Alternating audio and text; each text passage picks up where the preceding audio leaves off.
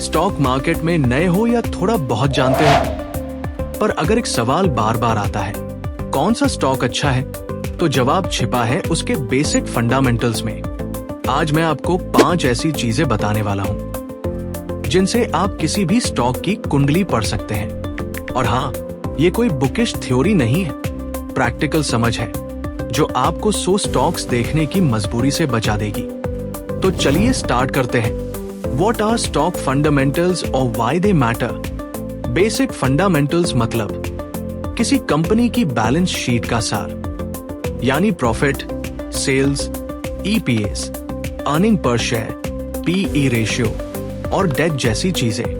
ये हमें बताते हैं कि कंपनी पास्ट में कैसी थी, प्रेजेंट में क्या कर रही है और फ्यूचर में क्या कर सकती है। और इसी से हम पहचानते हैं मल्टी बैगर स्टॉक्स कौन से हैं। अगर आपने आज तक कभी बैलेंस शीट नहीं पढ़ी तो चिंता मत कीजिए, इस वीडियो के बाद आप पढ़ भी सकेंगे और समझ भी सकेंगे। What is multi bagger stocks? Multi bagger stock वे शेयर होते हैं जो निवेश की गई राशि से कई गुना रिटर्न देते हैं। उदाहरण के लिए, अगर आपने कोई शेयर 100 रुपए में खरीदा और उसकी कीमत बढ़कर 200 रुपए हो जाती है तो ये एक 2 बैगर स्टॉक होगा। अगर यह बढ़कर 300 रुपए हो जाता है तो यह 3 बैगर होगा। और इसी तरह मल्टी बैगर स्टॉक ऐसी कंपनियों के शेयर होते हैं जिनमें तेजी से बढ़ने और असाधारण रिटर्न देने की क्षमता होती है। ये 5 पॉइंट्स अगर आप समझ गए तो आपको किसी टिप्स की जरूरत नहीं पड़ेगी।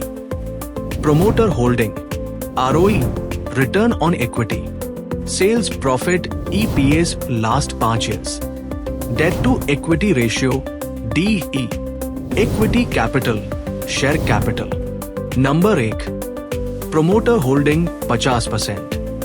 प्रोमोटर का मतलब है कंपनी के असली मालिक या मजबूत निवेशक, जैसे एफआईआई और डीआईआई।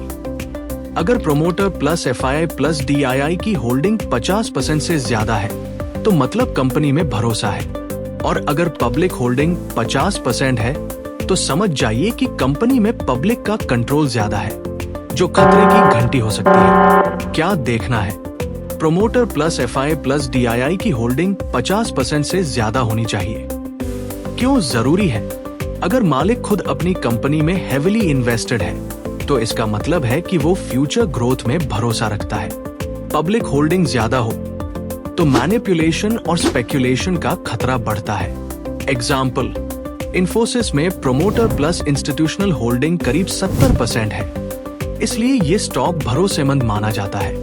वही कुछ पेनी स्टॉक्स में प्रोमोटर होल्डिंग सिर्फ 10 से 15% होती है, जो रेड फ्लैग है। Number 2, ROE return on equity 12%।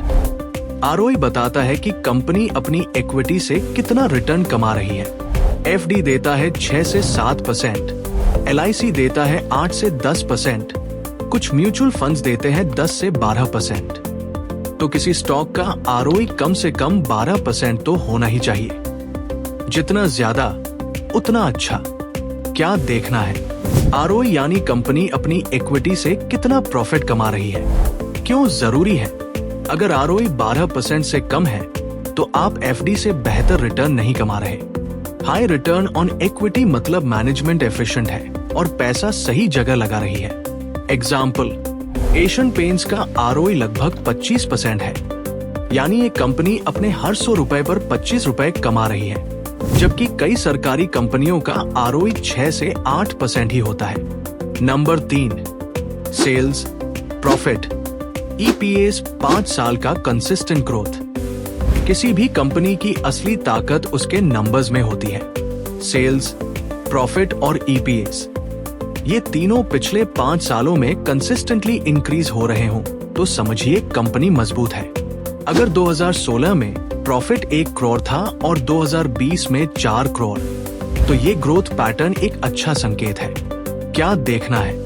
पिछले 5 सालों में कंपनी की सेल्स, नेट प्रॉफिट और ईपीएस स्टेडली बढ़ रही हो। क्यों जरूरी है? ग्रोथ कंसिस्टेंसी दिखाती है कि कंपनी सिर्फ एक बार अच्छा नहीं कर रही, वो लगातार परफॉर्म कर रही है।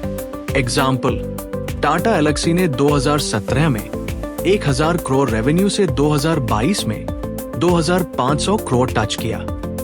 प्रॉफिट भी उसी हिसाब से ग्रो हुआ। यही मल्टी बैगर बनने की निशानी होती है।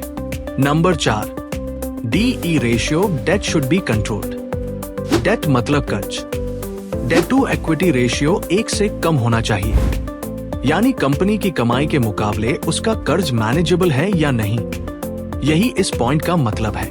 अगर DE 2 है तो कंपनी रिस्की हो सकती है। क्या देखना है? कंपनी का डेट इक्विटी 1 से कम हो। क्यों जरूरी है? ज्यादा कर्ज मतलब कंपनी के सिर पर बोझ है। अगर मार्केट गड़बड़ाया तो सर्वाइवल मुश्किल हो जाता है। एग्जाम्पल, मारिको जैसी FMCG कंपनी का DE सिर्फ 0.1 है, मतलब बहुत ही स्टेबल और लो रिस्क। वहीं सुज़लोन जैसे कंपनी का DE 4 रहा और इन्वेस्टर्स को नुकसान हुआ। Number 5, equity capital, hidden but powerful metric. बहुत लोग इस पर ध्यान नहीं देते, पर यह बहुत जरूरी है। इक्विटी कैपिटल जितनी कम होती है उतना अच्छा रिटर्न आता है पर शेयर होल्डर। ITC जैसी कंपनी क्यों बहुत मूव नहीं करती? इसका जवाब इक्विटी कैपिटल में छुपा होता है। क्या देखना है? इक्विटी कैपिटल यानी कंपनी ने कितने शेयर्स मार्केट में दिए हैं। क्यों जरूरी है? कम इक्विटी कैपिटल वाले स्टॉक्स में पर शेयर प्रॉफिट ज्यादा होता है। हाई इक्विटी कैपिटल वाले स्टॉक्स में प्रॉफिट डाइल्यूट हो जाता है, इसलिए ग्रोथ दिखती नहीं। एग्जाम्पल, ITC का नेट प्रॉफिट लाखों में होता है, लेकिन इक्विटी कैपिटल बहुत ज्यादा है, इसलिए EPS और स्टॉक मूवमेंट धीमा लगता है। वहीं पेज इंडस्ट्रीज जैसी कंपनियों की इक्विटी कम है, इसलिए तेजी से मूव करती है। कंक्लूजन और कॉल टू एक्शन। तो दोस्तों, यही थे वो 5 फंडामेंटल टूल्स जिनसे आप किसी भी स्टॉक को पहचान सकते हैं कि वो क्रॉप है या मल्टीबैगर। याद रखिए, इन्वेस्टिंग का खेल पेशेंस प्लस नॉलेज का है। अगर आपको ये वीडियो हेल्पफुल लगा हो तो इसे लाइक करें और कमेंट में बताएं कि आप कौन सा स्टॉक एनालाइज करना चाहेंगे। मिलते हैं अगले वीडियो में और भी दमदार स्टॉक मार्केट नॉलेज के साथ।